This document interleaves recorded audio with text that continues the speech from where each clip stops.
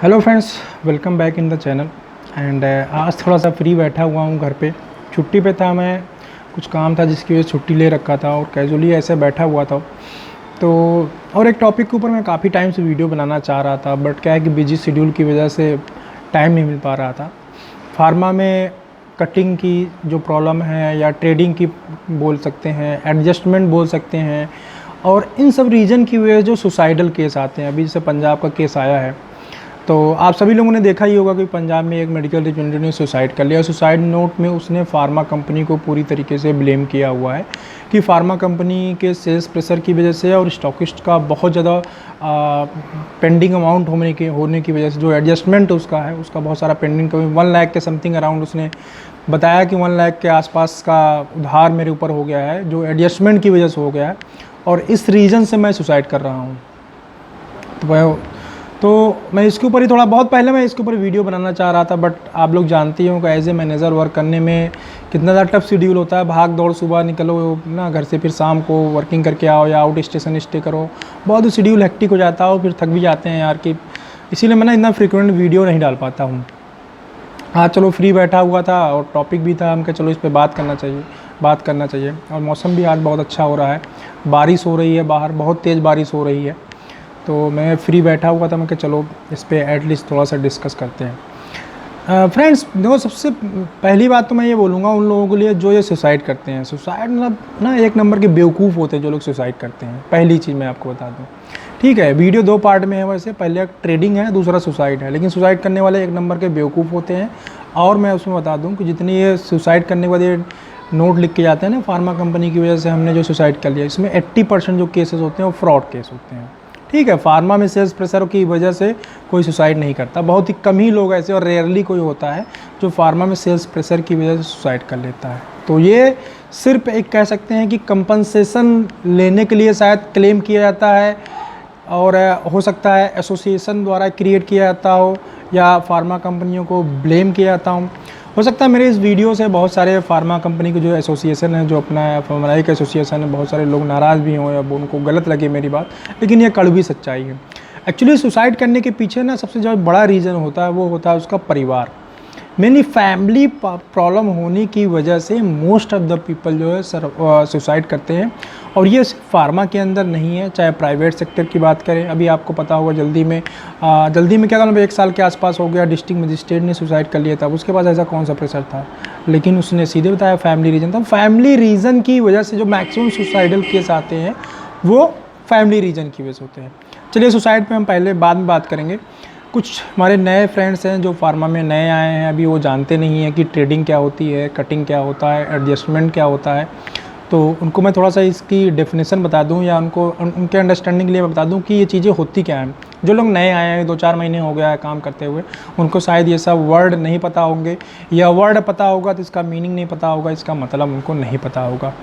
तो friend, trading, cutting, under cutting, adjustment, ये सब एक ही चीज़ के नाम हैं, और इसको मेनली 2 पार्ट में डिवाइड किया जा सकता है। एक होता है मतलब एथिकल कटिंग, एक होता है नॉन एथिकल कटिंग, या ethical trading, non ethical trading, 2 type से इसको हम डिवाइड कर सकते हैं। जनरली क्या होता है कि स्टॉक कंपनी जो है स्टॉकिस्ट अपॉइंट करती है हर एक हेडक्वार्टर के अंदर। जब स्टॉकिस्ट अपॉइंट करती है, जो स्टॉकिस्ट अथोराइज होते हैं वही उस कंपनी का मेडिसिन मार्केट के अंदर सेल आउट करते हैं, मींस मेडिकल स्टोर को सप्लाई करते हैं, या अभी जहाँ भी मेडिकल रिप्रेजेंटेटिव सप्लाई करवाता है सिटी के अंदर, जनरली वो वहाँ सप्लाई करते हैं। कई बार क्या होता है कि कंपनी में जो नंबर ऑफ स्टॉकिस्ट है उसकी लिमिट पूरी हो जाती है। मीन्स अगर जैसे 1 लाख की सपोज करो सेल है, तो कंपनी सोचती है यार 5 स्टॉकिस्ट है ऑलरेडी, तो हम क्यों नया स्टॉकिस्ट क्रिएट करें, क्योंकि 5 लाख के सेल के ऊपर 5 स्टॉकिस्ट कैटर करने के लिए मार्केट को सफिशियंट है। तो स्टॉकिस्ट के नंबर ऑफ स्टॉकिस्ट बढ़ाने में कंपनी लेवल पे भी पेपर वर्क बढ़ता है, प्लस मेडिकल रिप्रेजेंटेटिव लेवल पे भी वर्क बढ़ता है, उनको मेंटेन करना, उनकी ब्रेकेज एक्सपायरी ज़्यादा होगी, और बहुत सारे फैक्टर होते हैं। इसलिए कई बार कंपनी नए स्टॉकिस्ट क्रिएट नहीं करती हैं। तो ऐसे कंडीशन में हम लोग क्या करते हैं, सपोज करो 5 स्टॉकिस्ट हैं कंपनी के हमारे, और हमारी सेल 1 लाख है, 1.5 लाख है, जो भी सेल है, बट क्या वो 5 स्टॉकिस्ट हमें प्रॉपर सपोर्ट नहीं कर रहे हैं। मीन्स हम कहीं सप्लाई करने के लिए बोल रहे हैं, वर्किंग करने के बाद जो भी हम पीओबी वगैरह लेके आते हैं, जो भी ऑर्डर बुकिंग करके लेके आते हैं, चाहे मेडिकल स्टोर से हो या डॉक्टर से हो, तो स्टॉकिस्ट सप्लाई नहीं कर रहा है। तो ऐसे कंडीशन में क्या होता है तो या फिर हमने कभी पिछली कंपनी में काम किया हुआ हो तो किसी स्टॉकिस्ट के साथ हमारे अच्छे रिलेशन होता है, या किसी छोटे स्टॉकिस्ट को हम चाहते हैं कि उसको अगर कंपनी स्टॉकिस्ट ऑथराइज कर दे तो हमारा काम इजी हो जाएगा। क्योंकि जो छोटा स्टॉकिस्ट होता है या कुछ स्टॉकिस्ट जो बड़े भी होते हैं उनका डिस्ट्रीब्यूशन नेटवर्क बहुत स्ट्रांग होता है, तो हम ये चाहते हैं कि हमारी कंपनी का भी वो स्टॉकिस्ट हों, बट कंपनी तो ऑपरेट नहीं कर रही। तो उस कंडीशन में हम क्या करते हैं, जो हमारे ऑथराइज डीलर होते हैं, हमारे ऑथराइज स्टॉकिस्ट होते हैं, उसको 1-2% हम दे के वहाँ से माल उठा के हम जो हम स्टॉकिस्ट बनाना चाहते हैं उनको माल देते हैं, उनसे बात कर लेते हैं कि सर आपको हम 2% जो हमारे ऑथराइज स्टॉकिस्ट है उनको देने के बाद 8% पे आपको माल देंगे, प्लस जो भी कंपनी से फ्री गुड्स आता है, हाँ कोई डील आती है, कोई स्कीम आता है, तो वो आपको एज इट इज़ मिल जाएगा और ऑथराइज जो डीलर है वो 2% लेके आपको माल दे देंगे। तो इस कंडीशन में क्या होता है, most of the stockist agree हो जाते हैं। तो इसको बोल सकते हैं आप एडजस्टमेंट ट्रेडिंग, और जो भी आप वर्ड देना चाहें इसको दे सकते हैं, जो कि सही है।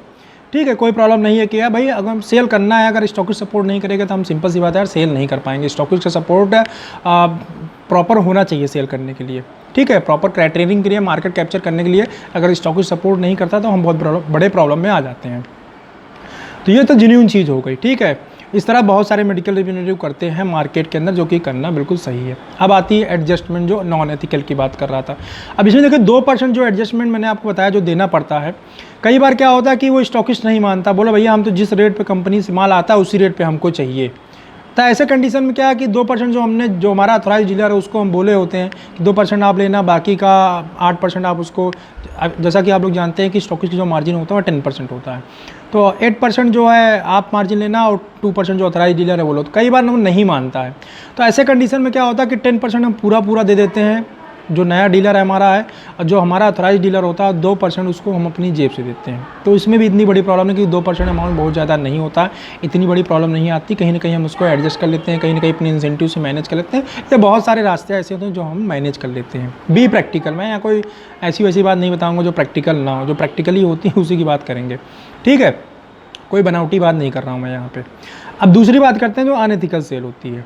अनएथिकल सेल में क्या होता है कि जो लोग कामचोर होते हैं वो करते हैं अनएथिकल सेल। ठीक है, कुछ कामचोर लोग बीच में फार्मा के अंदर आ गए हैं, जो लगभग सभी कंपनियों के अंदर आ गए हैं। वो जो बड़े बड़े ब्रांड होते हैं उसकी डिमांड क्या होती है, जो ऑथराइज डीलर होता है उनके अलावा और बहुत सारे जो स्टॉकिस्ट होते हैं या डीलर होते हैं मार्केट के अंदर, होलसेल मार्केट के अंदर, उनके पास भी उसकी डिमांड आती है। सपोज करो मैं एक एग्जांपल देके आपको समझाता हूँ। जैसे फाइजर कंपनी का एक ब्रांड आता है बीकासूल, या कि हर एक कंपनी के अपने बड़े बड़े ब्रांड हैं, तो आप माइंड मत करिएगा, मैं एक सिंपल एग्जांपल आपको समझाने के लिए ले रहा हूँ। बीकासूल सपोज करो। अब फाइजर कंपनी के किसी भी पर्टिकुलर हेडक्वार्टर पे 10 ऑथराइज स्टॉकिस्ट हैं, बट बीकासूल की डिमांड जो और स्टॉकिस्ट हैं उनके पास भी आ रही है, और उनकी भी इच्छा हो रही है कि हम उसको सेल आउट करें, क्योंकि उनके पास डिमांड आ रही है। और स्टॉकिस्ट क्या चाहता है कि ऐसे आइटम मेरे पास में रहें जिसको जो प्रॉपर मूवमेंट में रहें, ताकि मैं अपने थोड़ा कम मार्जिन भी रहे तो मैं उसको रोटेट कर सकूँ। तो ऐसे कंडीशन में क्या होता है, वो जो ऑथराइज डीलर होता है कई बार वो उससे माल लेता है, लेकिन कई बार क्या होता है कि जो मेडिकल रिप्रेजेंटेटिव होते हैं कंपनी के, जो भी उनके कंपनी का रनिंग ब्रांड होता है, जो बड़े ब्रांड होते हैं, जो फास्ट मूविंग आइटम होते हैं, वो क्या करते हैं, अपने हेडक्वार्टर के अलावा दूसरे हेडक्वार्टर के स्टॉकिस्ट से कांटेक्ट करते हैं। ठीक, वो कई बार कंपनी के भी स्टॉकिस्ट हो सकते हैं, कई बार कंपनी के ऑथराइज स्टॉकिस्ट नहीं भी हो सकते हैं। ठीक है, तो वो दूसरे हेडक्वार्टर के स्टॉकिस्ट को कांटेक्ट करते हैं कि भाई हमारे पास ये प्रोडक्ट आता है और अच्छा मूवमेंट करता है, अगर आपके पास डिमांड है क्या।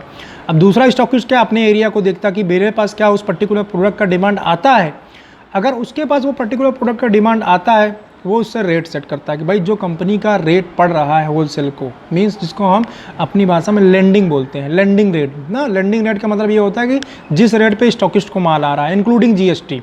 ठीक है, वो लेंडिंग रेट से क्या करता है 4% 5% डाउन पे उस माल को परचेज करता है, मीन्स उसे सेटिंग होती है, अपने फार्मा की लैंग्वेज में बोले जाए तो सेटिंग बोल सकते हैं उसको। ठीक है, कि वो रेट सेट करता है कि भाई हम इससे जो है, क्योंकि वो दूसरे हेडक्वार्टर से ले रहा है तो ट्रांसपोर्टेशन चार्ज भी जो होलसेलर जो लेगा वही देता है। मेडिकल रिप्रेजेंटेटिव क्या है, जो उसमें डिफरेंस आएगा वो पे करता है। तो होता क्या है कि जो भी रेट सेट हुआ, कभी 5% होता जाता है, कभी 10% होता है, कभी 15% होता है, कभी 20% होता है, कभी 25% होता है। ठीक है, 25% तक भी मेडिकल रिप्रेजेंटेटिव कंपनियों के एडजस्टमेंट कर देते हैं। अब करते क्यों है ये प्रॉब्लम, क्यों करते हैं, देखो ये शुरुआत जो हुई थी, स्टार्टिंग जो पहले लोगों ने शुरू किया, जो मुझे लगता है कि भाई पहले क्या, सपोज करो आपने 3 महीने का क्वार्टर होता है, 3 महीने टारगेट किया, चौथे महीने कंपनी का क्लॉज है 90% करना है। अभी क्या है, 3 महीने पर आपका मोटा इंसेंटिव बन रहा है, मीन्स इंसेंटिव बन रहा है आपको 40-50 हज़ार रुपये सपोज करो इंसेंटिव बन रहा है, और आपका जो 4th मंथ में सेल है वो बिल्कुल डाउन चली गई है। अब सेल आपका जो कंपनी का क्राइटेरिया है, सपोज करो 85% है या 80%, 90, जो भी कंपनी का पर्टिकुलर क्राइटेरिया है, उस क्राइटेरिया में आप फिट नहीं हो पा रहे हो, मीन्स आप उतना अप टू मार्क सेल नहीं कर पा रहे हो, आप जान रहे हो कि मेरा इंसेंटिव डूब जाएगा। तो ऐसे कंडीशन में क्या करते थे मेडिकल रिप्रेजेंटेटिव, वो कहीं बाहर किसी और हेडक्वार्टर, पहले अपने हेडक्वार्टर पे सर्च करते थे, जब नहीं बात बनती तो किसी और हेडक्वार्टर पे किसी और जगह जो है वो सेट करते थे कि कोई माल ले ले तो उसको थोड़ा मैं रेट डाउन करके दे दूंगा। तो होलसेलर को जो रेट पड़ता है उसको 5% 10% डाउन पर रेट पे वो उस दूसरे हेडक्वार्टर के स्टॉकिस्ट को माल दे देते थे। अब जो डाउन करके रेट देते हैं, वो जो भी अमाउंट आता है डाउन किया हुआ रेट 5% हुआ या 10% वो अपनी जेब से मेडिकल रिप्रेजेंटेटिव पे करता है। जो अपना ऑथराइज डीलर होता है उनको वो 10% जो भी डाउन रेट देगा, जितना भी डाउन देगा उस रेट को मेडिकल रिप्रेजेंटेटिव अपने पॉकेट से पे करता है। जब अपने पॉकेट से वो पे कर देता है तो जो उसका ऑथराइज डीलर होता है वो माल को उस दूसरे हेडक्वार्टर के स्टॉकिस्ट को दे देता है, बाई कोरियर या बाई ट्रांसपोर्ट डिफरेंट वे में उसको भेज देता है, या फिर वो आए खुद ही गाड़ी से ले जाए, वो उनका हेडेक होता है। ठीक है। अब ऐसे कंडीशन में जो पॉकेट से अपने मनी पे किया मेडिकल रिप्रेजेंटेटिव, उस मनी को बोलते हैं हम एडजस्टमेंट। ठीक, या फिर उसको बोल सकते हैं आप कटिंग कर दिया, मतलब एक जगह से माल को दूसरी जगह उसने डाल दिया। अभी वो तो एथिकल सेल हुई नहीं, उसको अपने हेडक्वार्टर पे मेहनत करके वो सेल करनी थी मेडिकल रिप्रेजेंटेटिव। अभी क्या किया उसने, एमआर ने, उसने मेहनत नहीं किया, उसने सिर्फ दिमाग लगाया और दूसरे जहाँ बिक रहा है, जहाँ का मेडिकल रिप्रेजेंटेटिव अच्छा मेहनत कर रहा है, उसके हेडक्वार्टर पे माल दे दिया उसने। ठीक, अब गुड्स वहाँ पहुँच गया। अब वो जब गुड्स उसके हेडक्वार्टर में जाएगा, जो उसकी एक्चुअल सेल थी, कहीं ना कहीं उस सेल को फ्लक्चुएट करेगा, क्योंकि माल बाहर से भी आ गया। अब माल बाहर से आ गया तो बिकेगा कहाँ, उसी मार्केट के अंदर बिकेगा। उसी मार्केट के अंदर बिकेगा तो उसका टेरिटरी के सेल को डाउन करेगा। जब उसकी सेल को डाउन करेगा तब उसका भी इंसेंटिव छूट रहा होगा, वो भी क्या होगा, माल कहीं और देगा। तो इस तरह एक चेन क्रिएट हो जाती है कि एक हेडक्वार्टर से दूसरे हेडक्वार्टर पे जो होलसेलर होते हैं, जो कंपनी का अथराइज ज़्यादातर डीलर नहीं होते हैं, वो एक चेन क्रिएट कर लेते हैं जिसके थ्रू माल जो है मूवमेंट होता है। हर एक टेरिटरी के अंदर कहीं ना कहीं से माल आता है, गुड्स। तो आप समझ गए होंगे कि कटिंग क्या होती है। तो कटिंग के थ्रू मतलब रेट डाउन करके माल आना या माल भेजना। अब एडजस्टमेंट क्या होता है कि जो अपनी पॉकेट से जितना रेट डाउन किया वो मेडिकल रिप्रेजेंटेटिव पे करता है। ठीक है। तो ऐसे कंडीशन में होता क्या, जब लोगों ने पहले शुरू किया था तब तो अपना इंसेंटिव बचाने के लिए किया था। अब क्या है, जब आपने सेल कर दिया, सपोज करो आपने सेल कर दिया, सेल करने के बाद अगली बार क्या होगा, वो बेस पड़ जाएगा। सिंपल सी बात है, कंपनी को ग्रोथ चाहिए। जो भी आपने सपोज करो 1 साल के अंदर आपने 10 लाख की सेल दिया, तो कंपनी कम से कम 25-30% ग्रोथ आपको देती है, क्योंकि 10% तो प्राइस हाइक लग जाता है। ठीक है, और 20% कंपनी ग्रोथ आपको देगी, मीन्स 30% ग्रोथ आपके सेल पे लगा दिया उसने। तो नेक्स्ट ईयर जो आपका टारगेट आने वाला है वो कितना हो गया, 13 लाख का। अब 13 लाख में आपने क्या किया है, एक्चुअली 8 लाख मीन्स 8 लाख तो आपने एक्चुअल सेल किया एथिकल, जो आपने मेहनत करके सेल किया है। और 2 लाख का सेल कैसे किया आपने, फ्रॉड करके, कंपनी के माल को एक अपने हेडक्वार्टर से दूसरे हेडक्वार्टर पर डाल के सेल किया हुआ है। तो वो तो आप बैलेंस नहीं कर पाओगे ना। अभी क्या है, कोई 3 लाख का सेल तो आपको ग्रोथ लाना है और कस्टमर अपने कन्वर्ट करने हैं अपने ब्रांड के लिए, प्लस आपको 2 लाख का आपके पास क्या हो गया, अनएथिकल बेस अपने पास तैयार हो गया। तो आपने चलिए दूसरे साल भी उसको किसी तरह अचीव किया और आपने माल को फिर से बाहर फेंका। बाहर फेंकने के बाद क्या हुआ, माल बाहर फेंकने का इन द सेंस कि बाहर आपने किसी टेरिटरी में सेल आउट किया। अभी आपने अपने बेस को और बढ़ा दिया, दूसरे साल भी आपने अचीव कर लिया। ठीक, अब तीसरे साल क्या हुआ, फिर 20% 30% का हाइक लग गया।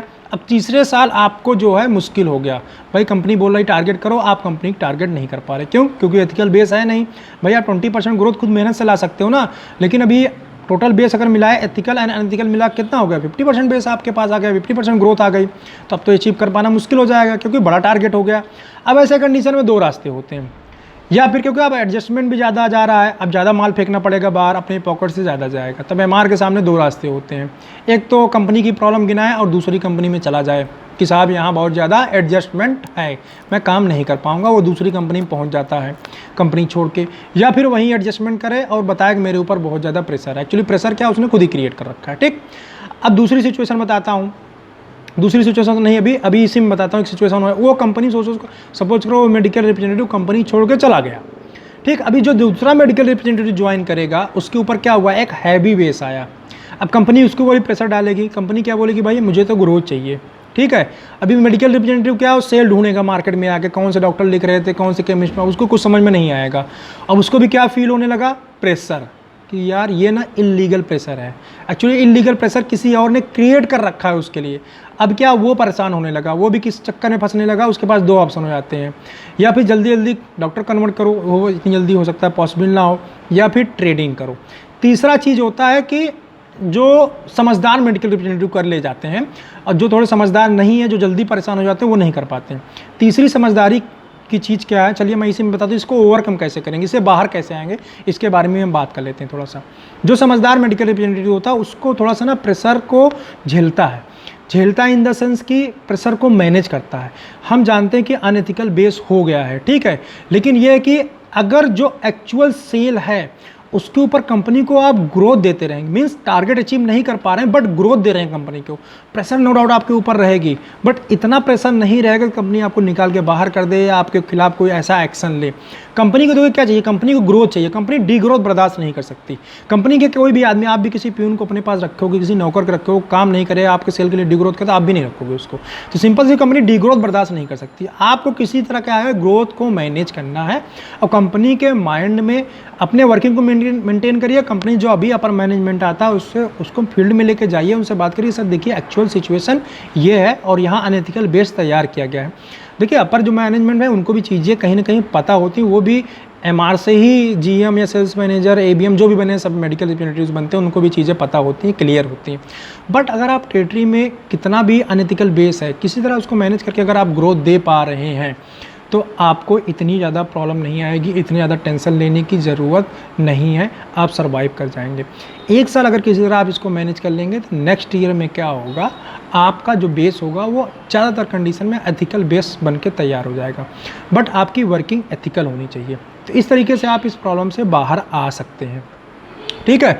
दूसरी सिचुएशन क्या है, दूसरा चीज़ क्या कर सकते हैं इसमें, उस प्रॉब्लम से बाहर आने के लिए जो है, तो आप इसमें कंपनी से कुछ एक्टिविटी वगैरह प्लान कर सकते हैं। अब ज़्यादा बेस है, डॉक्टर कन्वर्जन चाहिए। अब डॉक्टर कन्वर्जन कैसे होगा, आपको बड़े कस्टमर को ब्रेक करना पड़ेगा, बड़े जो केयर्स डॉक्टर होते हैं हेडक्वार्टर को, उनको कहीं ना कहीं आपको ब्रेक करना पड़ेगा, मीन्स कन्वर्ट करना पड़ेगा अपने ब्रांड के लिए। तो उन डॉक्टर को कन्वर्ट करने के लिए आप कंपनी का सपोर्ट ले सकते हैं, अपने सीनियर का सपोर्ट ले सकते हैं, तो उनको आप कन्वर्ट करिए अपने ब्रांड के लिए। रेगुलर रिमाइंडर और जो आपने मेरे वीडियो में देखे ही होंगे, नहीं देखा है तो देख लीजिएगा कि कैसे सेल को जनरेट करते हैं, तो वहाँ से आपको पता चल जाएगा। तो उस तरीके से फिर आप जो अपने सेल को जनरेट कर सकते हैं, ठीक है। इसके बाद जो लोग, अब बात करते हैं सुसाइड पे, जो लोग सुसाइड कर लेते हैं इस कंडीशन के अंदर, जैसा कि मैंने पहले बताया, आधे केस तो फ्रॉड होते हैं। क्यों फ्रॉड होते हैं, उसमें रीज़न है। चलिए एक मिनट, मेरा फ़ोन आ रहा है, फ़ोन ले लेता हूँ, उसके बाद फिर बात करते हैं इस पर। हाँ जी, फ़ोन कैंसिल कर दिया हूँ, किसी का फ़ोन आ रहा था। तो फिर बात करते हैं कि जो लोग सुसाइड कर लेते हैं, ठीक है। यार देखो सिंपल सी बात है कि सुसाइड करके आप कुछ नहीं कर पाओगे। सुसाइड करके क्या दे सकते हो, अपने पेरेंट्स को और दुख दे रहे हो। जैसा कि अभी पंजाब वाला केस आया था, ठीक है, पंजाब वाले केस में बोला कि आप मेरे ऊपर जो है 1 लाख रुपए का, लगभग 1 लाख से भी ज़्यादा का कर्ज हो गया था। भाई 1 लाख रुपए कर्ज तो एक दिन के अंदर हो नहीं जाएगा, आपको कई महीनों में होगा। फार्मा के अंदर देखो सबसे अच्छी बात यह है कि आपके पास जॉब की कमी नहीं है। जैसा कि उसने बताया कि 10 साल नहीं, एग्जैक्टली ईयर तो मुझे याद नहीं है, बट काफ़ी लंबे टाइम से वो काम कर रहा था। उस मेडिकल रिप्रेजेंटेटिव की एज जो है 33 ईयर हो गई थी, जैसा कि उसने सुसाइड नोट में लिखा हुआ था, जो व्हाट्सअप पे आया, मैं उसकी बात कर रहा हूँ कि 33 ईयर का ओल्ड हो चुका था। कंपनी के अंदर जाहिर से 33 ईयर ओल्ड हो गए हैं, 33 साल के हो गए हैं, तो आप किसी और कंपनी में as a medical representative job नहीं मिलेगी। तो सिंपल से क्वेश्चन ये निकल के आता है, 33 साल अगर आपको हो गया था और कंपनी के अंदर आप काफ़ी लंबे टाइम से काम कर रहे थे, इसका मतलब आप काम नहीं कर रहे थे। अगर आप किसी कंपनी के अंदर कंटिन्यू काम कर रहे हैं और सही काम कर रहे हैं, मार्केट के अंदर निकल रहे हैं, वर्क कर रहे हैं, तो आपका बेस इतना डेवलप नहीं होगा कि आप उसको संभाल ना पाओ। इसका मतलब आप अनएथिकल सेल कर रहे थे। Unethical sale in the sense company, जैसे आपने लिखा कि कंपनी जो है मेडिकल, मैं देखो सद्भावना है मेरे उसके लिए, मेडिकल जो भी सुसाइड किया उसमें मैं ऐसा मतलब एग एग्जाम्पल लेके मैं बात कर रहा हूँ। ऐसा बहुत सारे लोग माइंड करें कि हाँ यार मेडिकल रिप्रेजेंटेटिव को चला गया तो उसके ऊपर क्लेम किया जा रहा है, इस तरह उल्टी सीधी बात है। मेरा कोई ऐसा मतलब इंटेंशन नहीं है उस मेडिकल रिप्रेजेंटेटिव के लिए। मैं एक जनरल एग्जाम्पल, क्योंकि ऐसे बहुत सारे केस होते रहते हैं, टेंशन की वजह से कोई मतलब एक्सीडेंट हो जाता है, कोई सुसाइड कर लेता है, तो उसके ऊपर मैं बोल रहा हूँ एग्जाम्पल लेके कि इस तरह अगर बेस तैयार हो गया है तो सिंपल सी बात है यार कि कहीं ना कहीं वो मार्केट के अंदर बंदे काम नहीं करते। अगर आप एथिकल तरीके से मार्केट के अंदर काम करोगे तो सेल आपके हाथों में होगी और आपके ऊपर कंपनी अचानक से कभी प्रेशर बनाना क्रिएट नहीं कर देगी। मैं भी as a medical representative as a ABM काम करता हूँ, मैं भी अपने MR के ऊपर प्रेशर बनाता हूँ, ठीक है, लेकिन उसका एक लिमिट है। उस चीज़ को भी समझते हैं कि हम क्या एक्चुअल वो काम कर रहा है या नहीं कर रहा है। काम नहीं कर रहा है तो उसके लिए बोला जाएगा, भाई नहीं बोलेंगे तो सिंपल सी बात है, हमें फ्री छोड़ दिया जाए तो कोई काम नहीं करेगा। अगर प्रेशर नहीं डाला जाएगा तो कोई भी काम नहीं करेगा, क्योंकि मेडिकल रिप्रेजेंटेटिव या MR अपना जो प्रोफेशन है, इस प्रोफेशन में हमारे ऊपर कोई भी आदमी डायरेक्ट कोई निगरानी रखने वाला, कोई देखने वाला तो है नहीं। अगर आप अपने काम के प्रति समर्पित हैं तो यहाँ बहुत अच्छा काम करेंगे। अगर अपने काम के प्रति समर्पित नहीं है तो कंपनियों की कमी निकाल के आप कंपनी चेंज करते रहेंगे। दो ही चीज़ होती है अपने प्रोफेशन के अंदर, बहुत टू बी वेरी फ्रैंक, बहुत कड़वी सच्चाई है ये। जो आदमी काम करता है फील्ड के अंदर वो परेशान नहीं रहता है, ठीक है, वो सेल करता है और जो है पैसे भी अच्छा कमाता है, फॉरेन ट्रिप भी करता है, सब कुछ करता है। जो काम ना करने वाले निकम्मे लोग हैं ना, वो फार्मा प्रोफेशन को आके जो है उल्टी सीधी बातें सुनाते हैं। वो काम ना करके अनएथिकल सेल कर देते हैं, उसको कंपनी छोड़ चले जाते हैं। उसके बाद एक अच्छा बंदा आता है उसी कंपनी के अंदर, वो परेशान होता है। यही एक्चुअल सच्चाई है। और जो सुसाइड करने वाला है तो मेडिकल, खैर ये लोग कई बार कंपनी से कंपनसेशन लेने के चक्कर में उल्टा सीधा शो करते हैं कि हाँ यार ऐसा ऐसा केस था, सुसाइड कर लिया कंपनी के प्रेशर की वजह से, ताकि उनको कंपनसेशन मिल जाए। तो फ्रेंड्स, और दूसरी बात यह है कि यार आप क्या करोगे सुसाइड करके? अगर आप रहोगे, जिंदा रहोगे तो बहुत कुछ काम कर सकते हो ना। अगर आपको लगता है कि फार्मा प्रोफेशन के अंदर यार मुझे ऊपर बहुत ज़्यादा प्रेशर आ रहा है, अनएथिकल बेस है, मैं सेल नहीं कर पा रहा हूँ, तो यार एज ए मेडिकल रिप्रेजेंटेटिव काम करते हुए आपके पास इतना इनफ टाइम होता है कि आप इस जॉब के पैरेलल कोई भी अपना बिजनेस खड़ा कर सकते हैं, कोई शॉप डाल सकते हैं, कुछ भी कर सकते हैं। मतलब इवन द सेंस इतना कोई निगरानी तो है नहीं, ठीक है। आप जब फल्लो मार के घर पे बैठ सकते हो, क्या दूसरा बिजनेस कोई डेवलप नहीं कर सकते हो क्या यार? सिंपल सी बात है, आप कोई पैरेलल दूसरा बिजनेस डेवलप कर लो। आप जैसे वो बिजनेस खड़ा हो जाए, आपका तैयार हो जाए, रेडी हो जाए, वहाँ से कुछ रेवेन्यू जनरेट होने लगे, आप मेडिकल रिप्रेजेंटेटिव को अलविदा कह दो। बहुत सारे लोग करते हैं यहाँ से, पता नहीं लोग क्या क्या बना लिए अपना, जो है कौन कौन से जॉब में चले गए। मेडिकल रिप्रेजेंटेटिव या MR या फार्मा मार्केटिंग तो एक ऐसा प्रोफेशन है जो लोगों को क्रिएट करता है, हाँ, लोगों के स्किल्स को डेवलप करता है। आप यहाँ पे स्किल डेवलप करिए, अपने स्किल्स को डेवलप करने के बाद जहाँ मर्जी है वहाँ यूटिलाइज करिए। इस प्रोफेशन में आगे जाना है, अगर अच्छा लगता है तो जाइए, नहीं अच्छा लगा तो जहाँ अच्छा लगता है वहाँ जाकर अपने करियर को आप डेवलप करिए। भाई अब जिंदा रहेंगे तब तो डेवलप कर पाएंगे ना, मर के क्या कर देंगे आप? मर के जाएंगे, बहुत ज़्यादा सहानुभूति ले लेंगे, सहानुभूति लेने के बाद आप चले गए तो क्या आपके पेरेंट्स को वो कोई कंपनसेशन दे सकता है क्या? हाँ, 2-4 लाख, 5 लाख, 10 लाख रुपए मिल जाएगा, उतने से आपके पेरेंट्स का काम चल जाएगा क्या? और जो उनको इतनी बड़ी क्षति हुई आपके जाने की वजह से, भैया आप रहते तो बहुत कुछ कर सकते हैं। सिर्फ पैसा ही सब कुछ नहीं होता है, फिजिकल आदमी का प्रेजेंट होना भी बहुत बड़ी बात होती है परिवार के अंदर। तो इस तरह की जो हरकतें लोग करते हैं, मैं तो बिल्कुल भी इसके सपोर्ट में नहीं हूँ, ये बिल्कुल गलत है। आदमी को कभी भी, मैं समझता हूँ सिर्फ इसी प्रोफेशन में ही नहीं, किसी भी प्रोफेशन में कहीं भी रहना चाहिए। सुसाइड कोई ऑप्शन नहीं है। सुसाइड हमेशा एक बुज़दिली बोला जाता है, बुज़दिल लोग सुसाइड करते हैं, ठीक है। इस तरह के जो कदम उठाते हैं, आप जिंदा रहो यार। बहुत सारे मार्केट के अलावा, मार्केटिंग के अलावा बहुत सारे ऑप्शन हैं। और मार्केटिंग में मैंने एक वीडियो में अपने बताया हुआ था कि आपका अगर साइकोफिजिकल नेचर अगर मार्केटिंग की इस जॉब के साथ मैच नहीं करता ना, तो आप जॉब नहीं कर पाओगे। तो आप देखो क्या आपका साइकोफिजिकल नेचर इसके साथ मैच कर रहा है क्या? अगर नहीं मैच कर रहा तो मत आओ उस प्रोफेशन के अंदर। बहुत सारे लोग बहुत प्रॉब्लम में आ जाते हैं, यार मुझे पैसे चाहिए, पैसे कमाने के लिए जाते हैं, 2-4 महीने काम करते हैं, उसके बाद फिर चले जाते हैं बुराई करके यहाँ पे।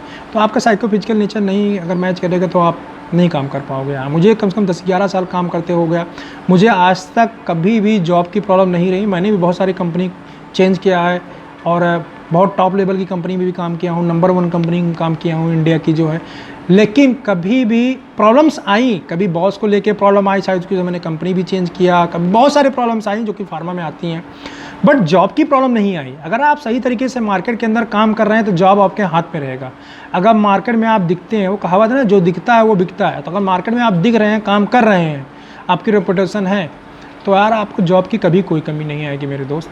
फार्मा प्रोफेशन ऐसा, चाहे आपकी एज बढ़ती जाए या जो एज की बढ़ने के साथ अगर आप की जॉब ने को मैनेज नहीं किया तो भी कोई दिक्कत नहीं है, आप पैरेलल कोई चीज़ को डेवलप कर सकते हैं। हमारे बहुत सारे फ्रेंड हैं जिनको मैं भैया बोलता हूँ, मुझसे बहुत सारे सीनियर हैं, एज ए मेडिकल रैप ही उन्होंने अपना पूरा कैरियर मतलब गुजार दिया, वहाँ रिटायरमेंट हुआ एज ए मेडिकल रैप।